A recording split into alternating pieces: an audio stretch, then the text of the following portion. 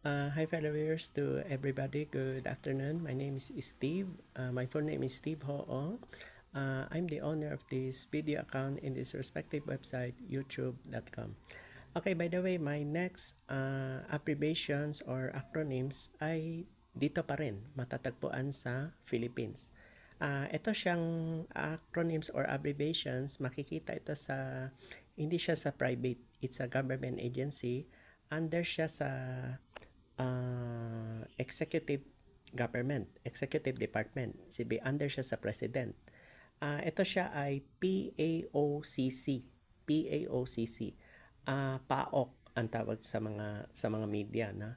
Ang PAOK, ibig sabihin yan is Presidential Anti-Organized Crime Commission. Ibig sabihin, kung ano yung kababalaghan na hindi na kaya ng PNP or NBI, ipapasa na yan sa pinakamataas na Philippine government official na hindi na kaya ng PNP or NBI.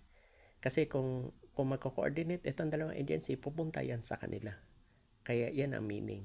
PAOCC means Presidential Anti-Organized Crime Commission. Actually, nag-start yan sa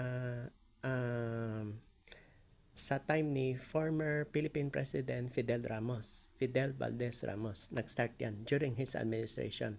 Pero ang tawag pa dyan is PACC, Presidential Anti-Crime Commission. Tapos yung after that, dumating naman itong kay ERAP, naging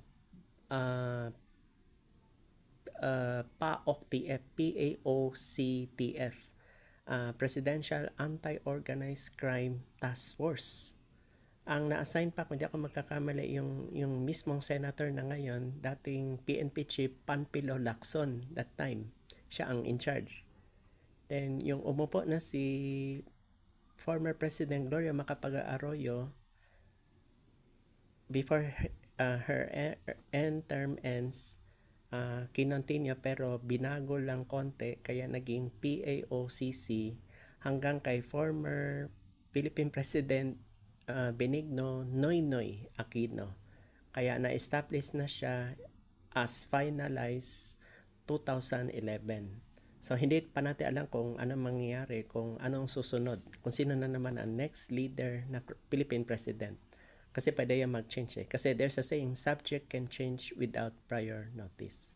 By the way, this is a paid promotion label. Thank you so much for listening in this Reels. Thank you so much.